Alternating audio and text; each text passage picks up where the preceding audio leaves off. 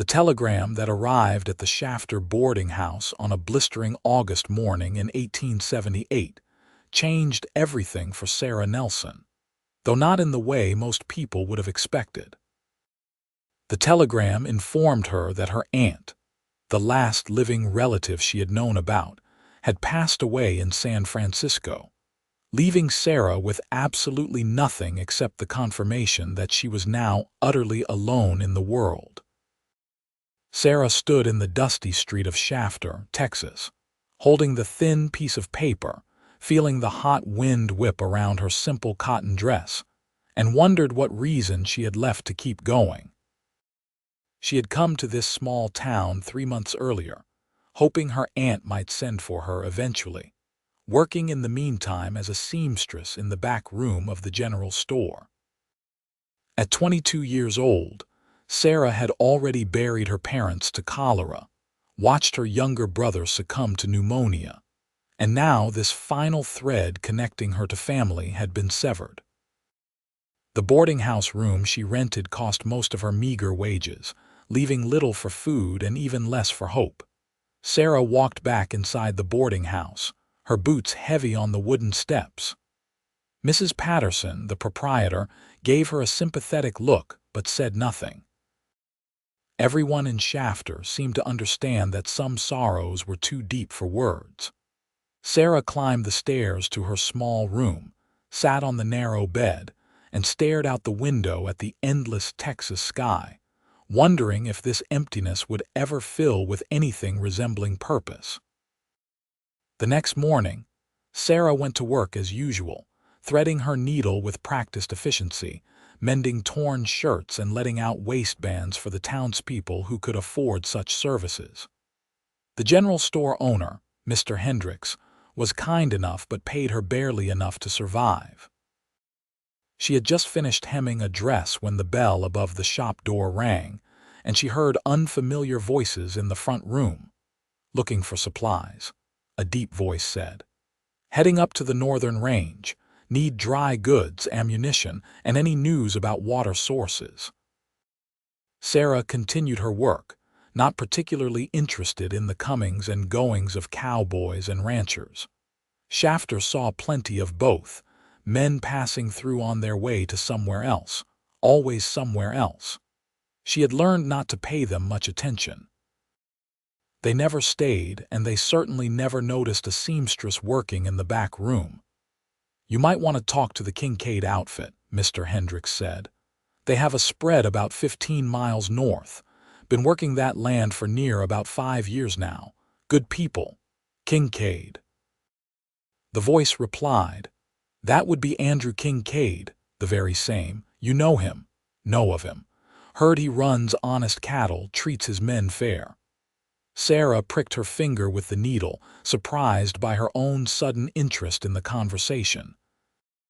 She sucked the small bead of blood from her fingertip and tried to focus on her stitching, but something about that voice had caught her attention in a way she could not quite explain.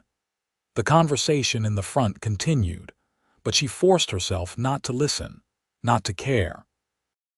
Caring about things, about people, only led to loss. She had learned that lesson thoroughly enough. But then Mr. Hendricks called out, "Sarah, can you come out here a moment?" She set down her work and stepped through the curtain that separated her workspace from the main store. 3 men stood at the counter, all wearing the dust of hard travel, all carrying themselves with the easy confidence of men who lived their lives outdoors.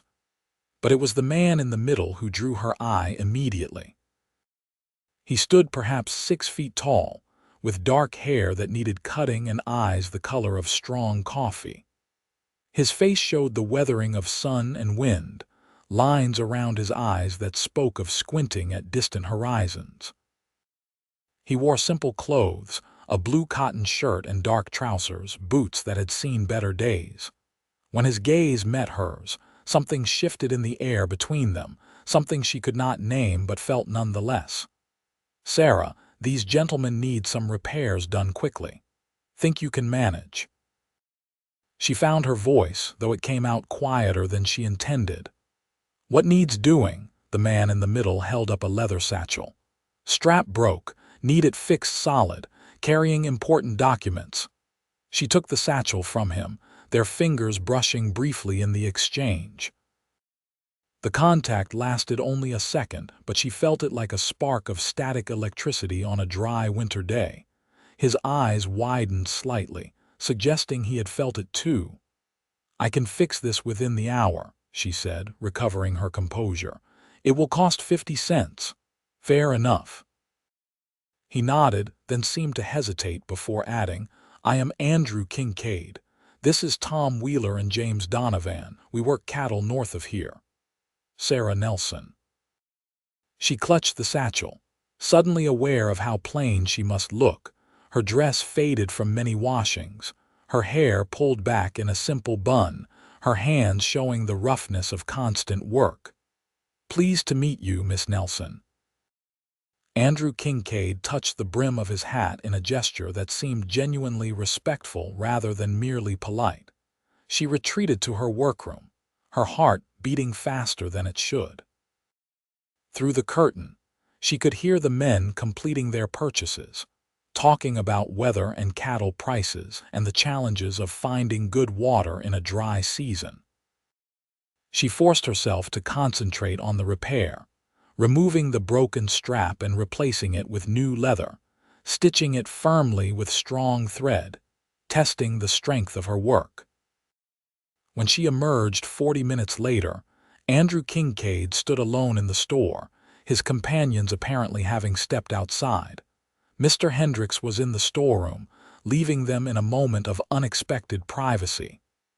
"Your satchel," Sarah said, handing it to him, "should hold now, even with weight." He tested the strap, nodding approval. "Fine work. You have skilled hands." "Thank you." She accepted the coins he offered, dropping them into her apron pocket. "Have you been in Shafter long?" he asked, and she sensed he was making conversation not out of mere politeness but from genuine interest. 3 months. I came hoping for a position, but this is what I found. And before that," she hesitated, unused to anyone asking about her life. "Kansas." But there was nothing left for me there. Something in her tone must have conveyed the depth of that nothing because his expression softened. "I am sorry.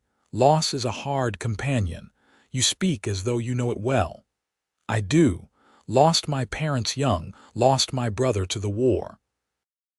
Built the ranch from next to nothing because there was nothing else to build." They stood in silence for a moment, two people who had learned that grief was simply something you carried, not something you ever truly set down. Sarah felt an unexpected kinship with this stranger, this cowboy who stood in dusty boots talking to her as though she mattered. "We are always looking for help at the ranch," Andrew said suddenly. "Not just cowboys, but someone who can cook, mend, keep things organized. The work is hard, but the pay is fair, and there is a cabin that stands empty. If you ever wanted to leave the boarding house, the offer stands." Sarah stared at him, uncertain whether she had heard correctly. "You are offering me employment. You do not know anything about me. I know you do good work. I know you have known loss. I know that sometimes people need a chance to start something new." He met her eyes directly. "I trust my instincts about people, Miss Nelson, and my instincts say you are someone worth trusting. I would need to think about it. Of course. We will be in town until tomorrow morning if you decide. We are camped at the north edge of town by the creek." He touched his hat brim again. "Good day, Miss Nelson. I hope to see you again." He left before she could form a response, the door closing behind him with a soft jingle of the bell. Sarah stood motionless, her mind spinning. An offer of employment, a cabin, a chance to leave this small room where she felt herself slowly disappearing into nothingness. But could she trust it? Could she trust him? That evening, she lay awake in her room, listening to the sounds of Shafter settling into night. The offer seemed too good to be real, and yet Andrew Kincaid had not struck her as a man who made promises he did not intend to keep. There had been something solid about him, something steady. But more than the practical considerations, she kept returning to that moment when their eyes had met, when something had shifted in her chest, when she had felt, for the first time in years, that perhaps she was not entirely alone in the world. It frightened her, that feeling. Caring about people led to loss. Letting herself hope led to disappointment. Yet what was the alternative? To stay here, sewing in the back room of a general store, slowly fading until she disappeared entirely. At least at her ranch, there would be open sky, space to breathe, work that mattered. And Andrew Kincaid, a voice in her mind whispered. There would be Andrew Kincaid. She rose before dawn, made her decision. She packed her few belongings into a single carpet bag, paid Mrs. Patterson what she owed for the room, and walked through the still dark streets to the north edge of town. The campfire glowed in the pre-dawn darkness, and she could see 3 figures moving around it, preparing for the day's travel. Andrew spotted her first. He straightened from whatever task he had been doing, and even in the dim light, she could see the surprise and something else, something that looked like pleasure, cross his face. Miss Nelson, I accept your offer, Mr. Kincaid, if it still stands. It stands. He walked toward her, taking her carpet bag before she could protest. You will ride with me. We should reach the ranch by late afternoon. The other 2 men, Tom and James, greeted her politely and went about breaking camp with practiced efficiency. Within 20 minutes, they were mounted and heading north across the Texas plains, the sun just beginning to paint the eastern sky with streaks of orange and gold. Sarah rode behind Andrew on his horse, her arms around his waist for balance, acutely aware of the solid warmth of him, the easy way he controlled the animal beneath them. He smelled of leather and wood smoke, and something clean she could not quite identify. They did not talk much during the ride, but the silence felt comfortable rather than awkward, as though they had known each other far longer than a single brief meeting. The landscape rolled past in shades of brown and gold, dotted with mesquite and the occasional stand of cottonwoods marking a water source. Hawks circled overhead, and once they spotted a small herd of pronghorn antelope in the distance. The vastness of it all made Sarah feel both insignificant and somehow more real than she had felt in months. It is beautiful, she said at one point, speaking close to Andrew's ear to be heard over the sound of hoofbeats. It is. Harsh, but beautiful. Takes a certain kind of person to love this land, but once it gets into your blood, nowhere else feels quite right. Have you always lived in Texas, born in Missouri? Came here after the war looking for something I could not name, found it in this land in the work of building something. The ranch started as just me and a dozen head of cattle. Now we run about 300 head, employ 6 good men, and actually turn a profit most years. The pride in his voice was evident, and Sarah understood it. He had built something from nothing, created a life through sheer determination and hard work. She admired that, perhaps because she had never had the opportunity to build anything herself, always dependent on others, always at the mercy of circumstance. They stopped briefly at midday to rest the horses and eat cold biscuits and jerky. Tom and James maintained a respectful distance, giving Andrew and Sarah space to talk, though Sarah suspected they were intensely curious about this sudden addition to their traveling party. Tell me about the ranch, Sarah said as they shared water from a canteen. What will my duties be? Cooking for the men primarily. We have been taking turns, and while we manage, none of us have any particular talent for it. Mending clothes and gear when needed. Keeping the main house organized.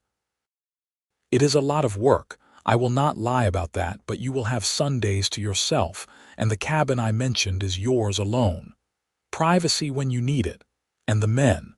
Will they resent a woman on the ranch? Andrew shook his head firmly. They are good men, Miss Nelson. I would not employ anyone I did not trust to behave with respect and decency. If any of them give you a moment's trouble, you come directly to me, and I will handle it. Something in his tone made it clear that he would indeed handle it, and thoroughly. Sarah felt a small measure of tension she had not even realized she was carrying begin to ease.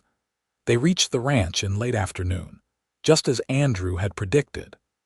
The main house was a long, low structure built of stone and timber, with a wide porch facing south. Several outbuildings dotted the property. A barn, a bunkhouse, corrals, and a small cabin set slightly apart from the others. Cattle grazed in the distance, tended by men on horseback who raised their hands in greeting as the group approached. Andrew helped Sarah down from the horse, his hands at her waist, and she felt that same spark of connection she had experienced in the general store.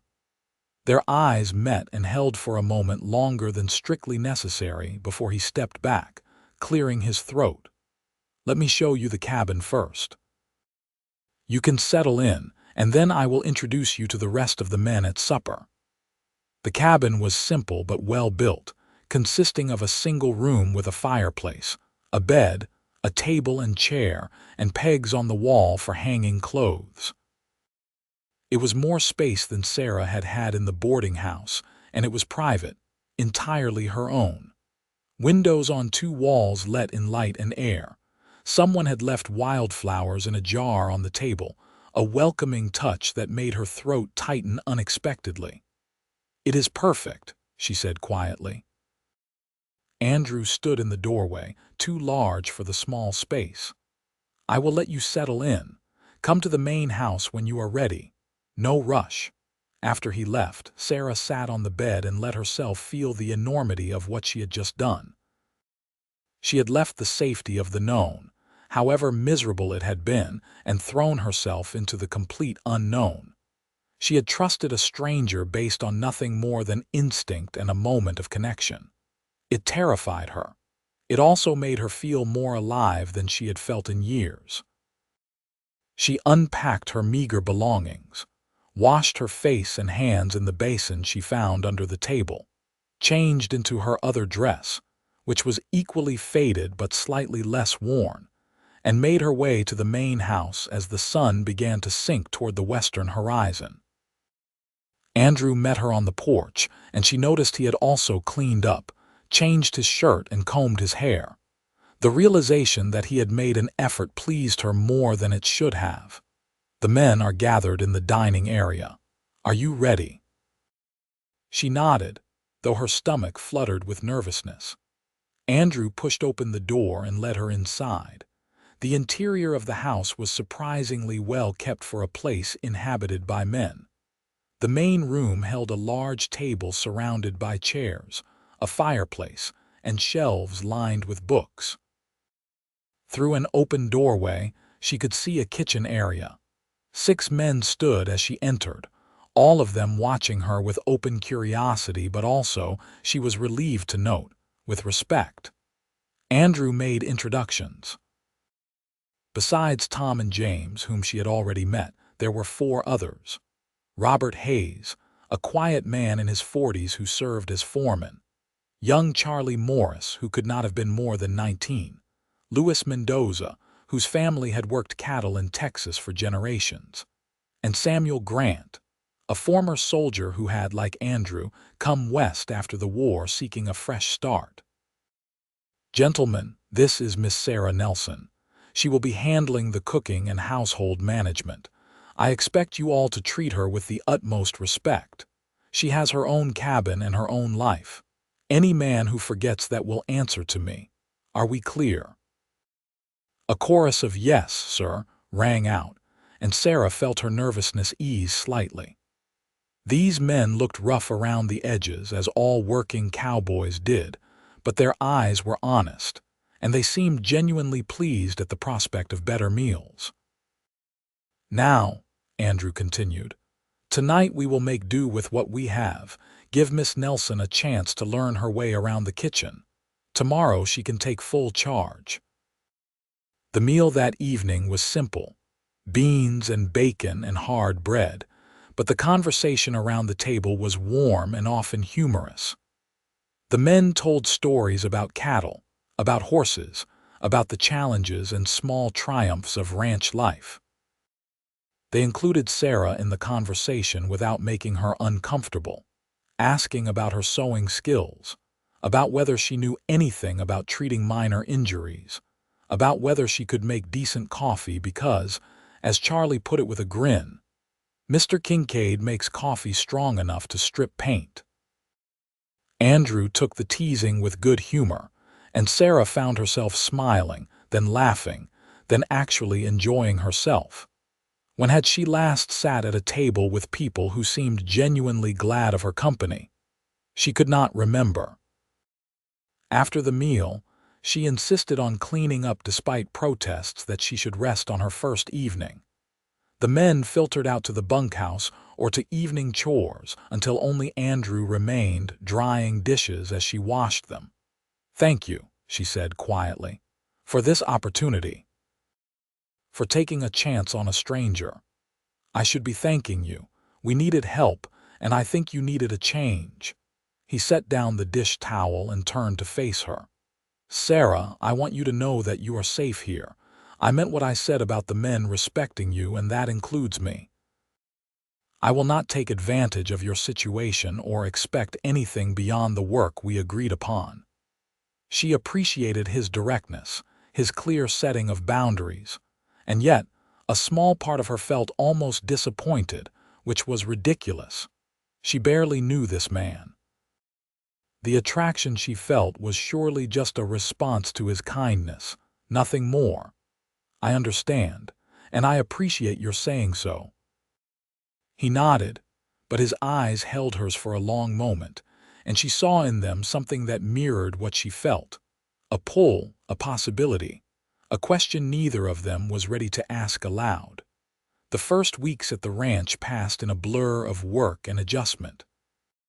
Sarah rose before dawn to prepare breakfast for the men: biscuits and gravy, eggs when the hens were laying well, bacon, strong coffee that, she had to admit, she made nearly as potent as Andrew did.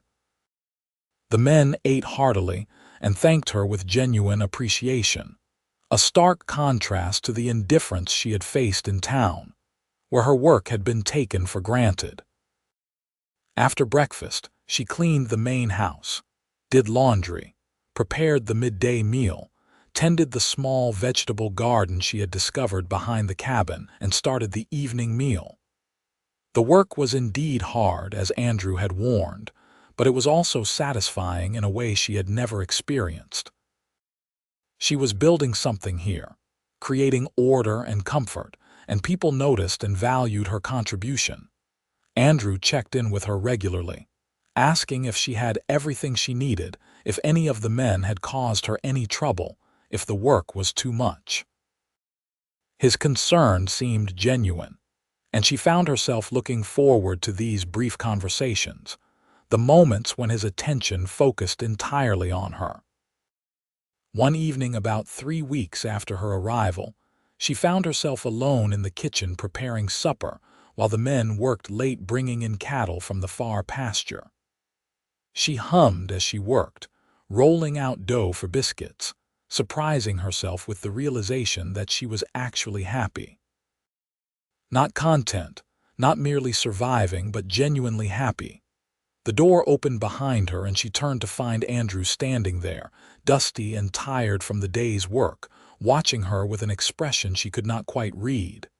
"You are humming," he said. "Oh, I am sorry. Was I being too loud?" "No, not at all. It is just nice to hear.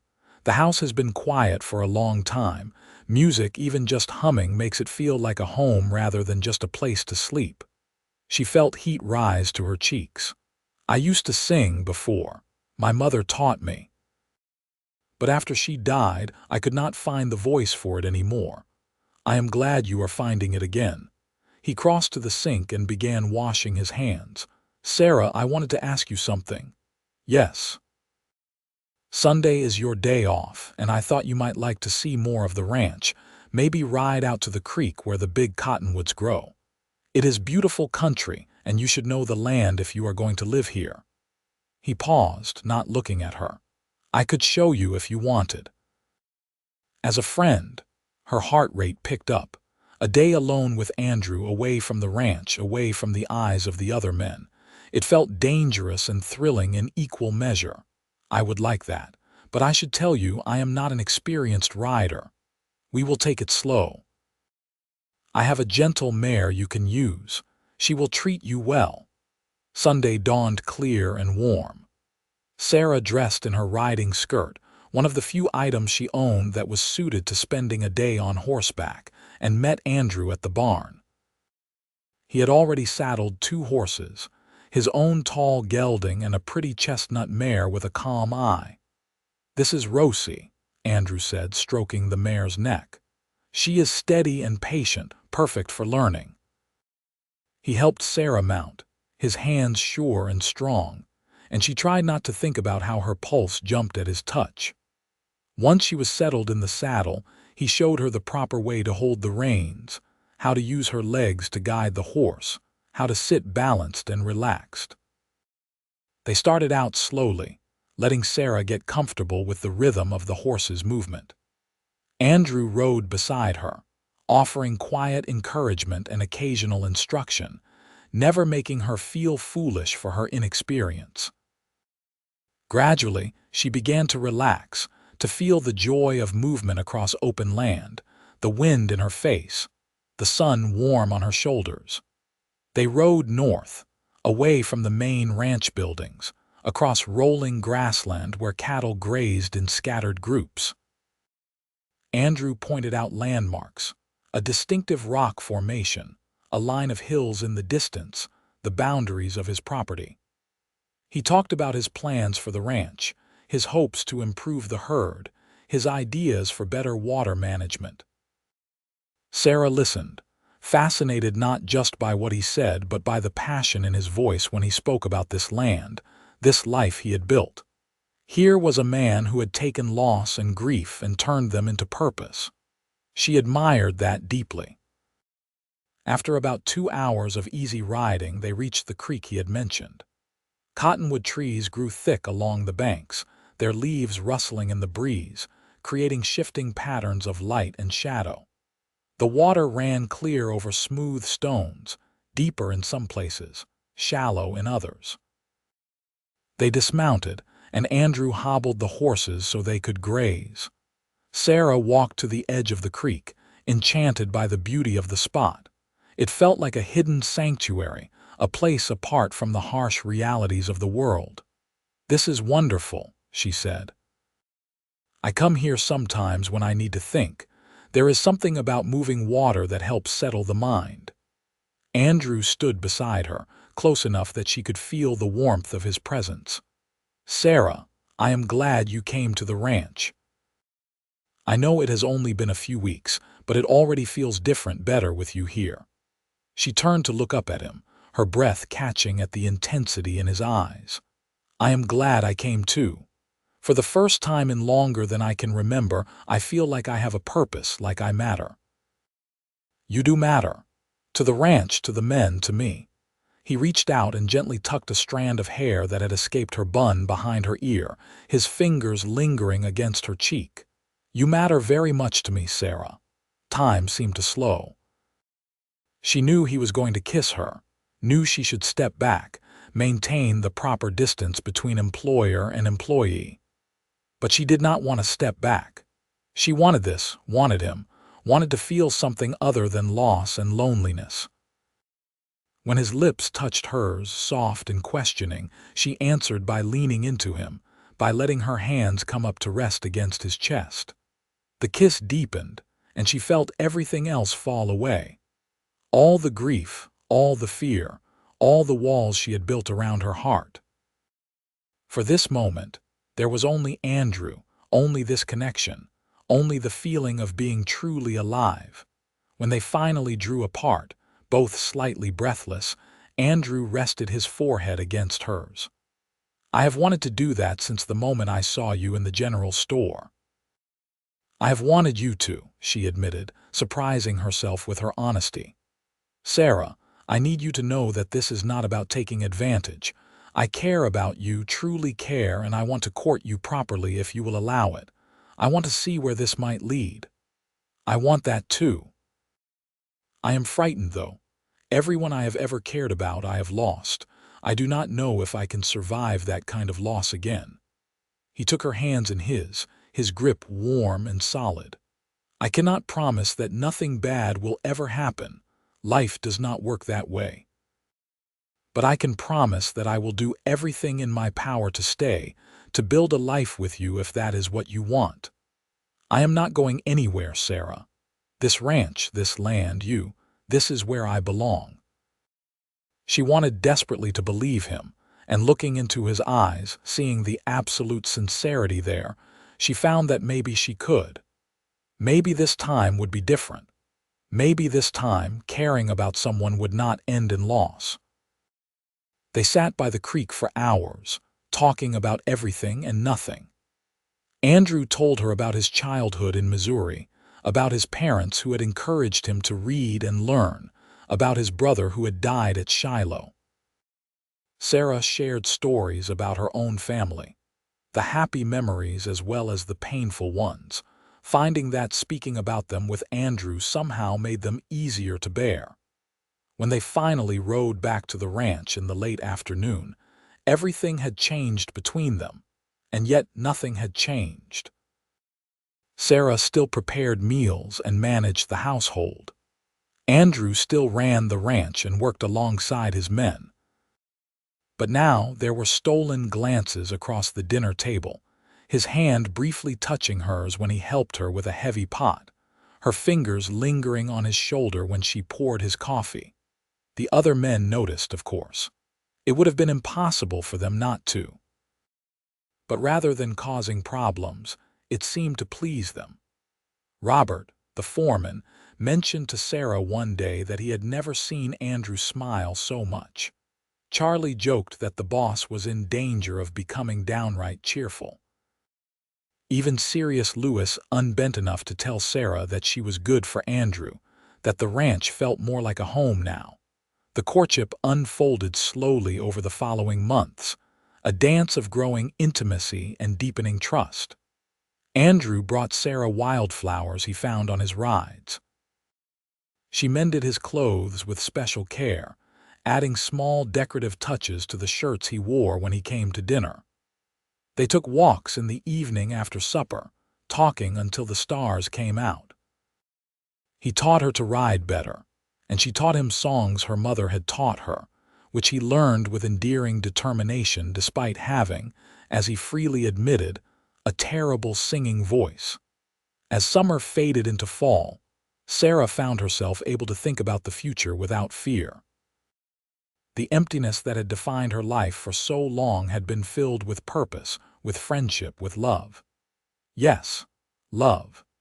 She loved Andrew Kincaid, loved his strength and his gentleness, his determination and his humor, the way he treated everyone with respect regardless of their station in life.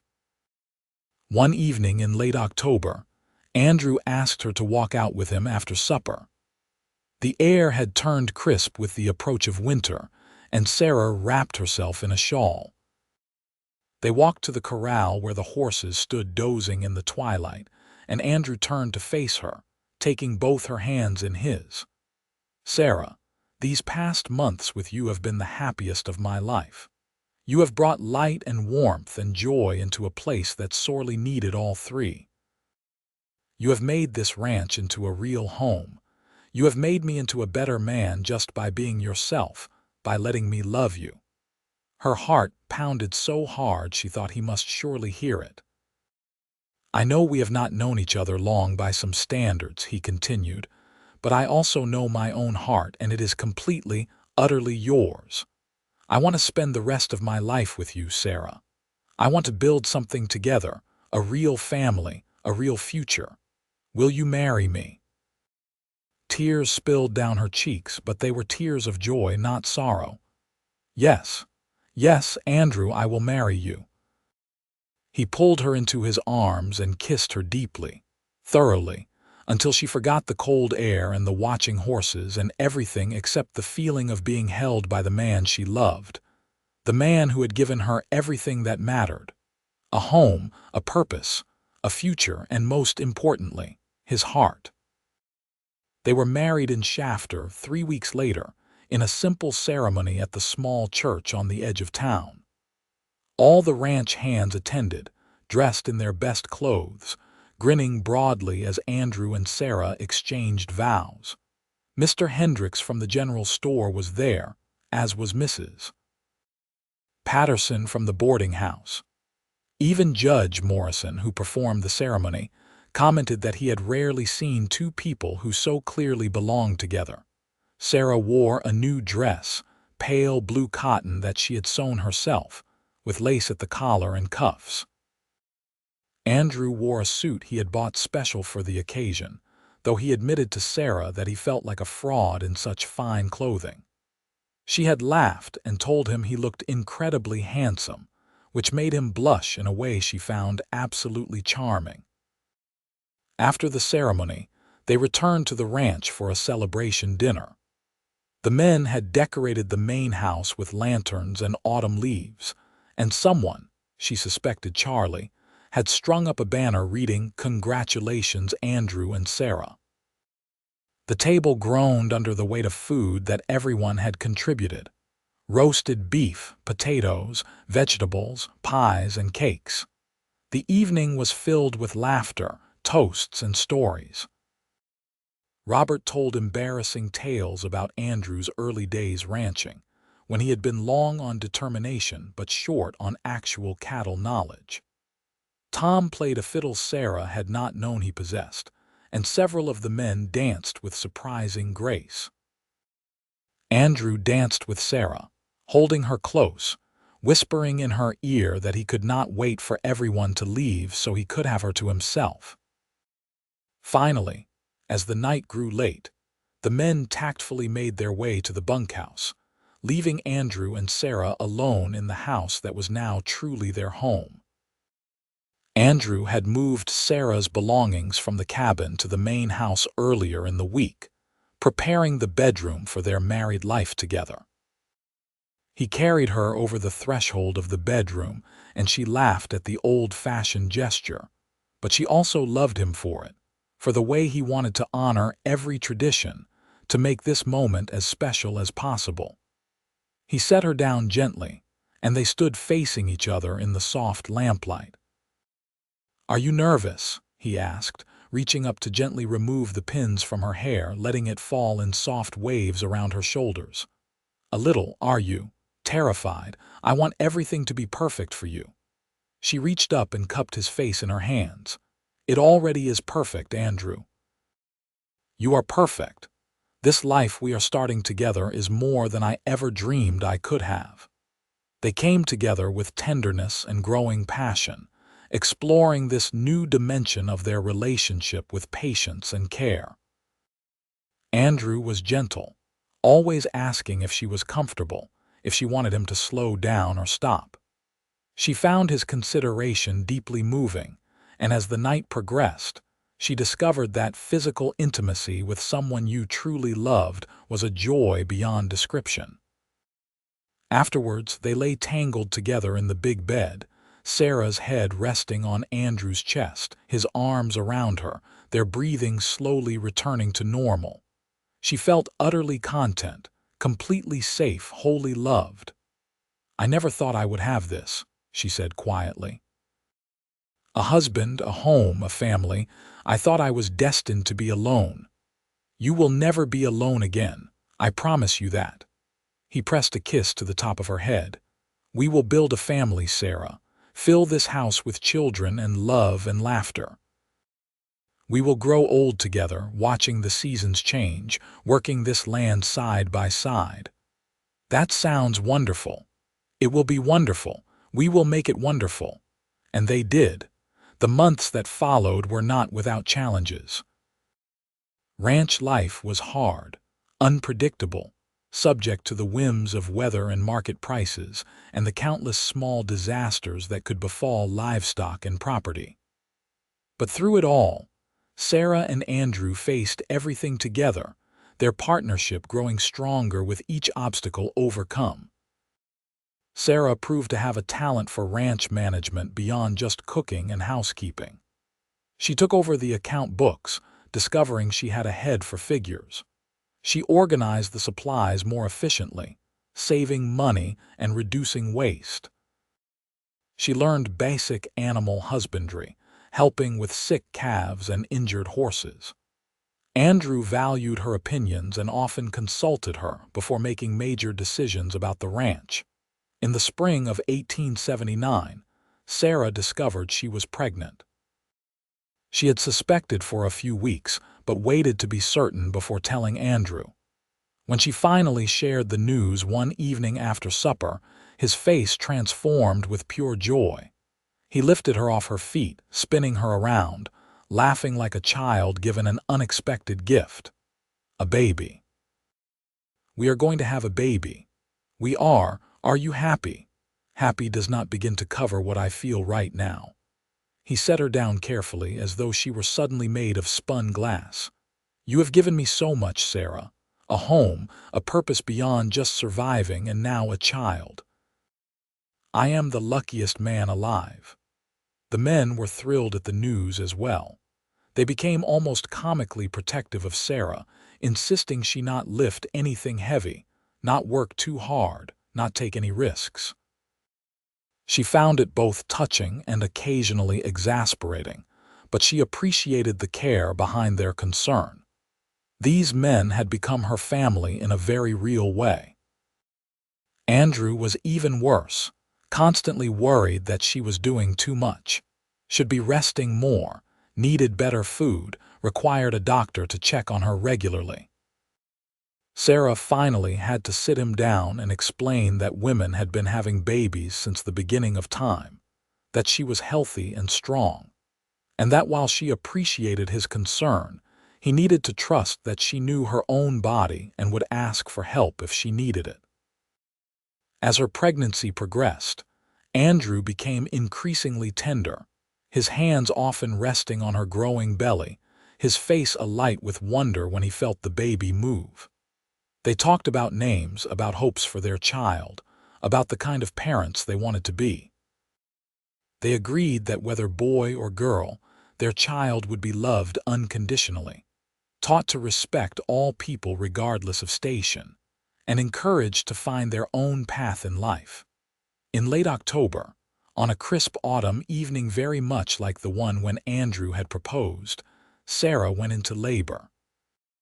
Andrew, who could face down angry bulls and dangerous storms without flinching, went nearly white with fear. Robert had to physically restrain him from riding to town for the doctor at breakneck speed in the dark. "The baby is coming now, Andrew. There is no time to get to town. Sarah needs you here, calm and steady." Mrs. Henderson, a rancher's wife from the neighboring property who had delivered many babies, had been staying at the ranch for the past week in anticipation of this moment. She took charge with calm authority, sending the men out of the house except for Andrew, whom she assigned tasks to keep him occupied and useful.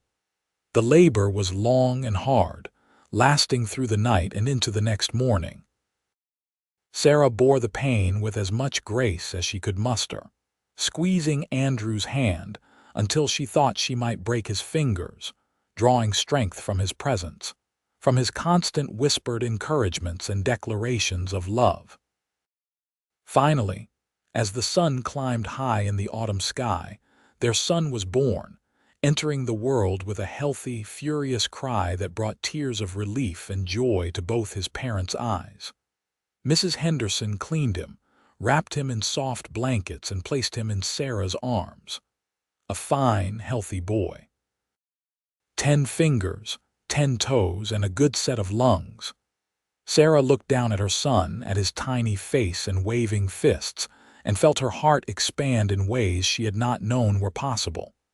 This was her child, hers and Andrew's, a living symbol of their love and their future. Andrew sat beside her on the bed, his arm around her shoulders, looking at his son with an expression of absolute awe. "He is perfect. You are amazing. I cannot believe you just did that." "We did that," Sarah corrected, too tired to say much more, but needing him to know that this baby was the product of both of them, of their love and their life together. They named him Aaron David Kincaid. Aaron for Andrew's father, David for Sarah's father, carrying forward the names of loved ones lost, but not forgotten.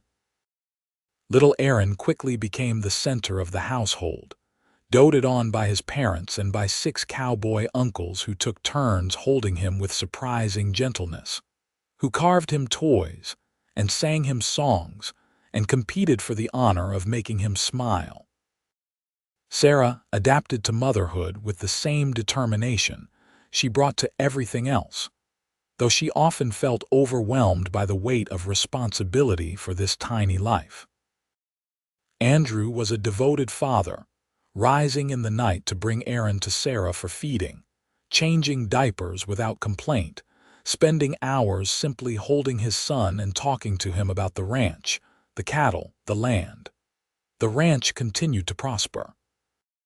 With Sarah's efficient management and Andrew's hard work and good judgment, they expanded their operation, bought more land, increased the herd. They hired additional help, including a young couple, Michael and Emma Carter, who were looking to start fresh after losing their own small farm to debt. Michael worked as a ranch hand, and Emma helped Sarah with the housework and with Aaron, becoming a good friend in the process. Life fell into a rhythm, the seasons turning one into another, marked by the work of the ranch and the milestones of Aaron's growth.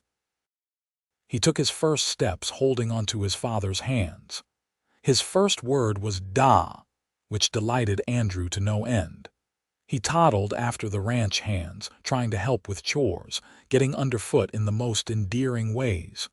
2 years after Aaron's birth, Sarah became pregnant again.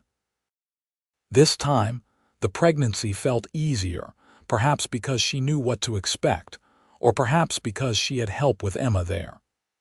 Andrew was no less protective but slightly less panicked, trusting that Sarah knew what she was doing. Their second child, a daughter they named Anna Rose Kincaid, was born in the spring of 1882. She came into the world more quietly than her brother had, but her dark eyes seemed to take in everything with wise observation. Aaron, now a sturdy 2-year-old, was fascinated by his baby sister, wanting to touch her gently, to bring her his toys, to help in whatever way his small hands could manage. Sarah looked around her life and marveled at how completely it had transformed. She had thought herself utterly alone without family or future, and now she was surrounded by abundance. A husband who loved her, children who needed her, friends who valued her, and work that gave her purpose. The emptiness that had once defined her existence had been filled to overflowing. One evening, when Aaron was 4 and Anna was 2, Sarah stood on the porch of the ranch house watching the sunset paint the Texas sky in shades of orange and purple. Andrew came up behind her, wrapping his arms around her waist, resting his chin on her shoulder. "What are you thinking about?" he asked. "About how much has changed. 5 years ago, I was alone in a boarding house room, wondering if I had any reason to keep going. Now look at all this. Look at what we have built. You built it as much as I did, probably more. This ranch was just a place before you came. You made it a home, Sarah. You made me complete." She turned in his arms to face him. "Do you remember what you said to me that first day in the general store? You said you trusted your instincts about people." "I remember. Your instincts were right. Coming here, trusting you, was the best decision I ever made. You gave me everything that mattered, Andrew. A home, a purpose, a family, love. Everything. You gave me the same, Sarah. We gave it to each other."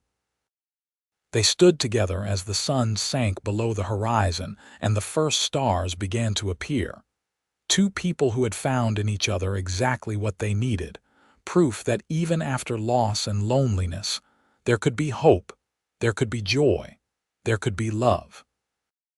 Over the years that followed, the Kincaid Ranch continued to grow and thrive.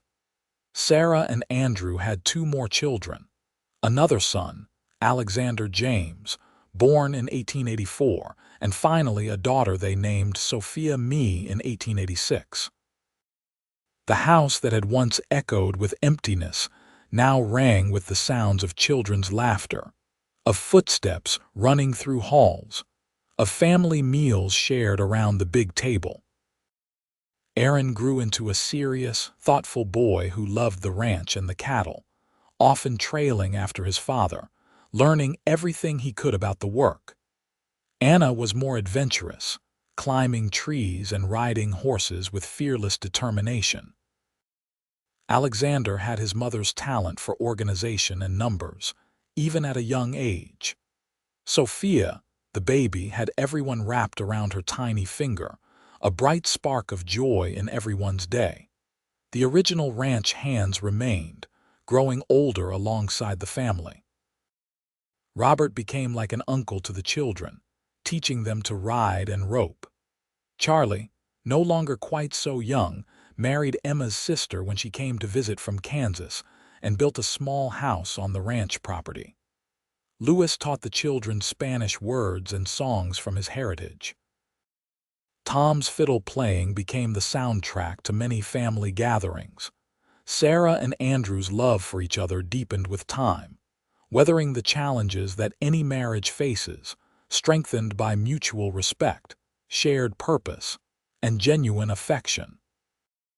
They still took walks together in the evening when they could, still stole moments alone when the demands of children and ranch allowed, still looked at each other across a crowded room and smiled, remembering that moment in the general store when everything had changed.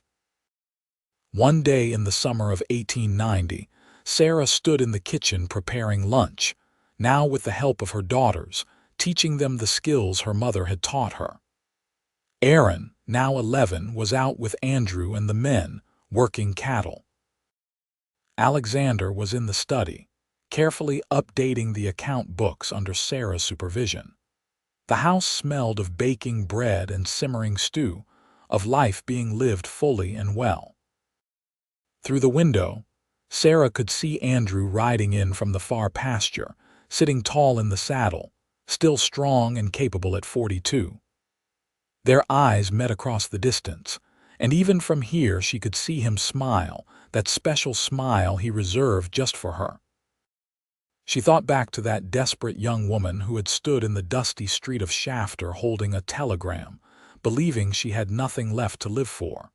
How wrong she had been. She'd had everything still to live for, she just had not known it yet. It had taken a cowboy with kind eyes and an open heart to show her the truth. That family was not just what you were born into, but what you built with love and intention and daily choice. As Andrew dismounted and walked toward the house, Aaron chattering beside him about something that had happened during the morning's work, Sarah felt a profound sense of gratitude wash over her. She had been given a second chance at life, at happiness, at belonging. She had been given everything that mattered. The years continued to pass, each bringing its own joys and sorrows.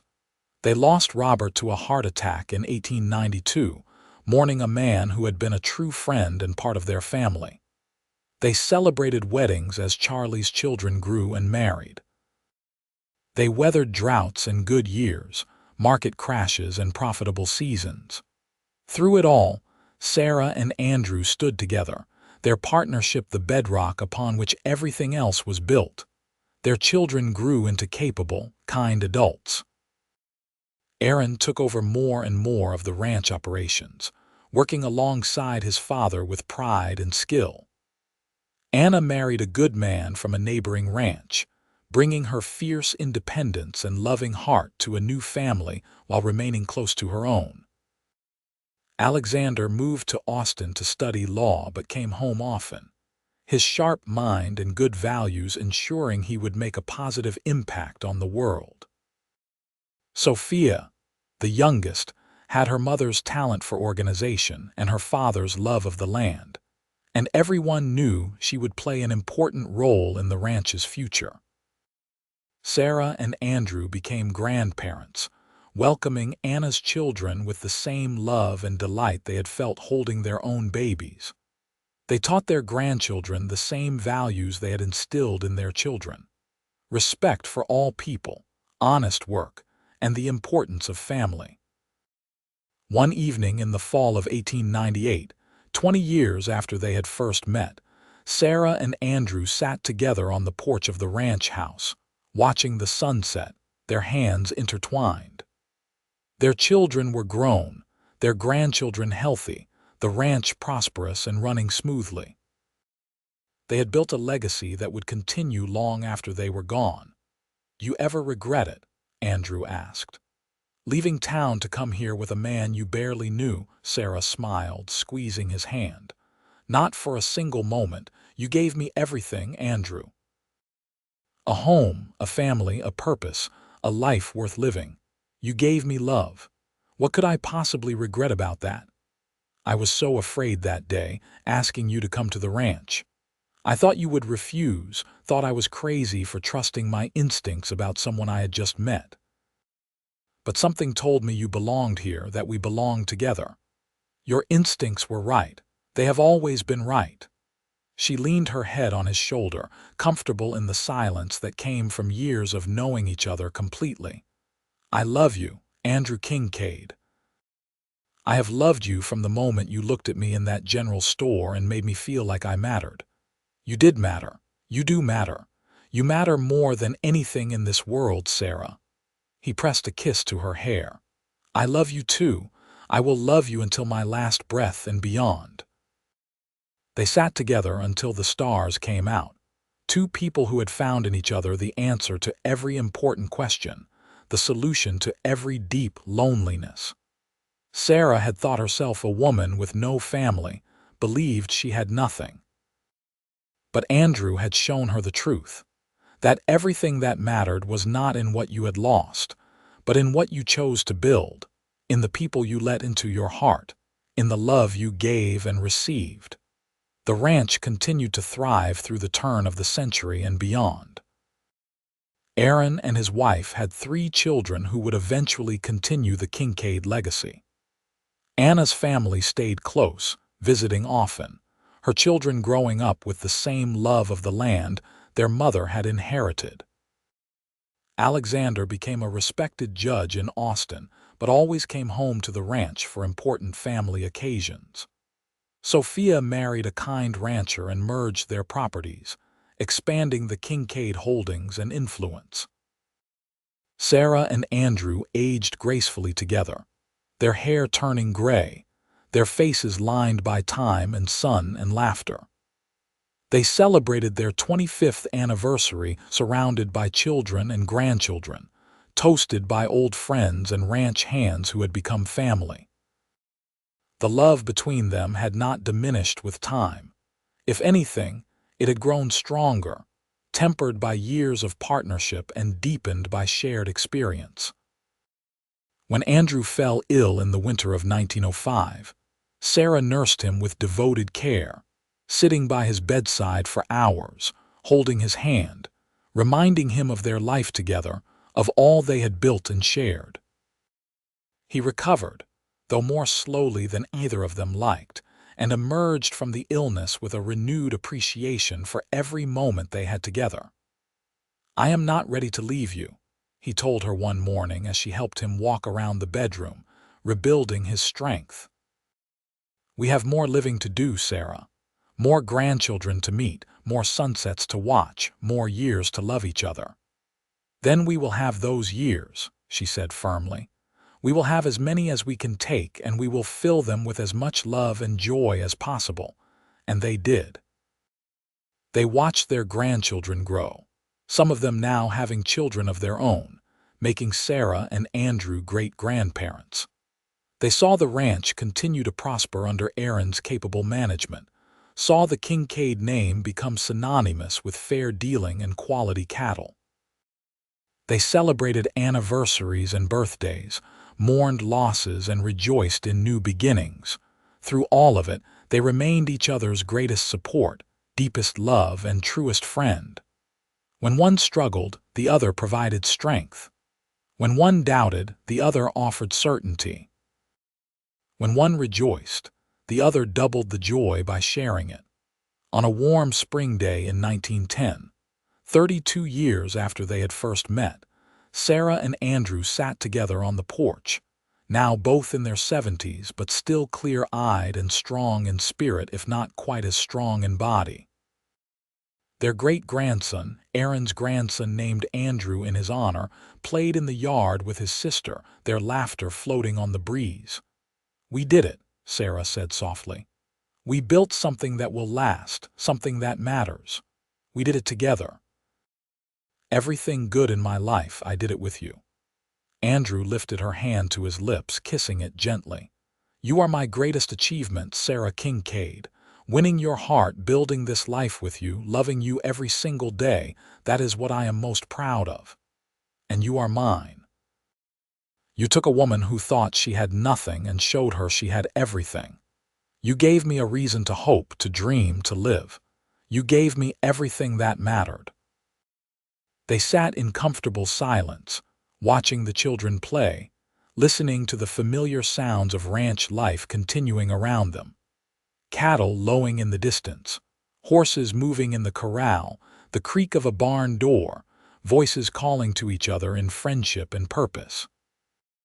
Sarah thought about that frightened, lonely young woman who had stood in Shafter all those years ago, clutching a telegram and believing her life had no meaning.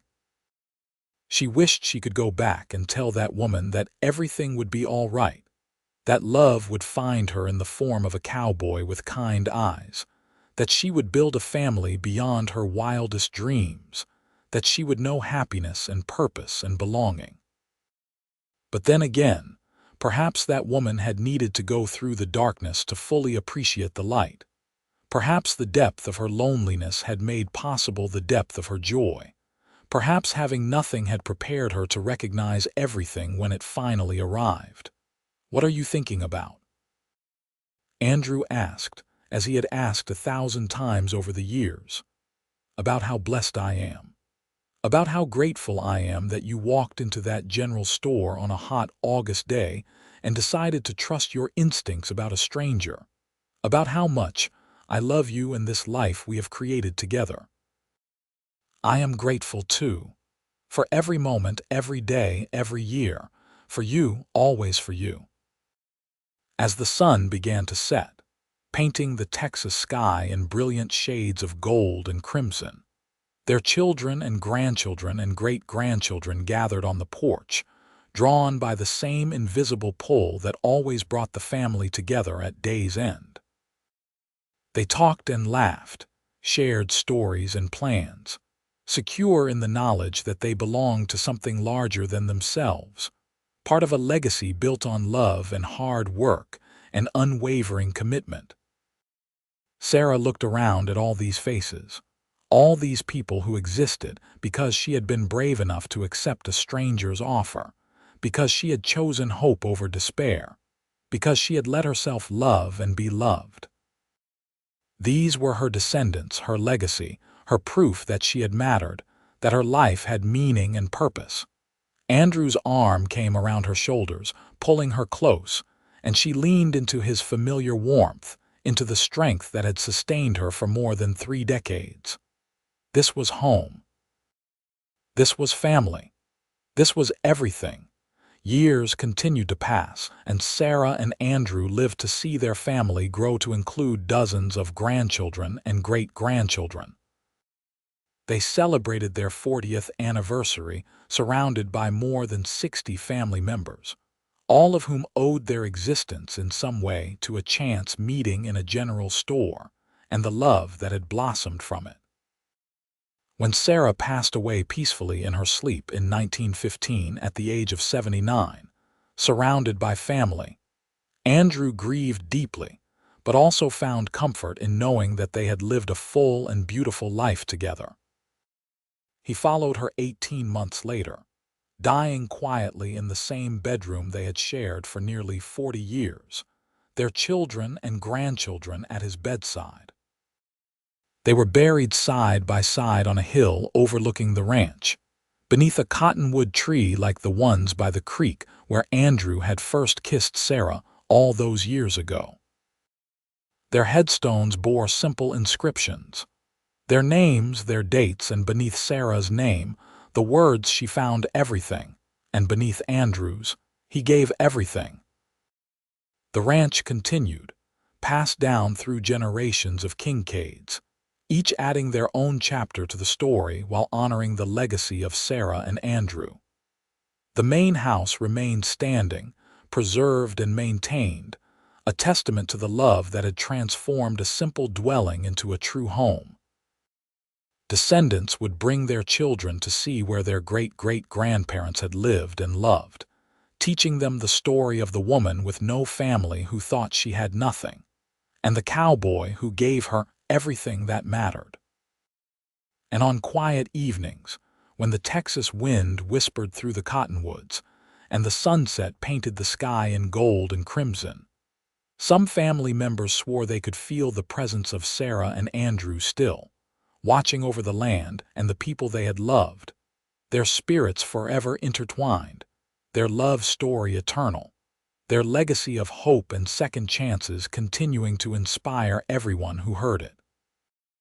The tale of Sarah Nelson and Andrew Kincaid became part of family lore, told and retold at gatherings, embellished perhaps in some details, but never in the essential truth at its heart. That love could heal the deepest wounds, that family was what you built with courage and commitment, and that sometimes, when you thought you had lost everything, you were actually standing on the threshold of gaining all you had ever truly needed. Their story proved that it was never too late to begin again, never too dark to hope for light, never too alone to find connection. It showed that sometimes the greatest courage was in accepting help, in trusting a stranger, in opening a heart that had been broken and allowing it to heal. It demonstrated that real wealth had nothing to do with money or possessions, and everything to do with love, purpose, and belonging. The Kincaid Ranch stood as a living monument to these truths, thriving well into the 20th century and beyond, each generation adding their own strength to the foundation Sarah and Andrew had laid. The values they had instilled in their children, hard work, integrity, respect for all people, and above all, the primacy of family and love, echoed through the years, shaping the character of everyone who bore the Kincaid name. And so the legacy continued, a testament to a love story that had begun with a broken woman and a kind cowboy, with a chance meeting and a leap of faith, with the courage to hope when hope seemed lost. Sarah Nelson Kincaid and Andrew David Kincaid had built more than just a successful ranch. They had built a family, a legacy, a love that transcended time and death, proving that the most important things in life were not things at all, but the connections we forge, the love we share, and the lives we touch along the way. Their story was one of redemption and second chances, of finding home in another person, of transforming loss into legacy. It was the story of everything that truly mattered, wrapped up in the lives of two ordinary people who found in each other something extraordinary, something eternal, something that would continue to echo through generations, a reminder that love, real love, could indeed conquer all.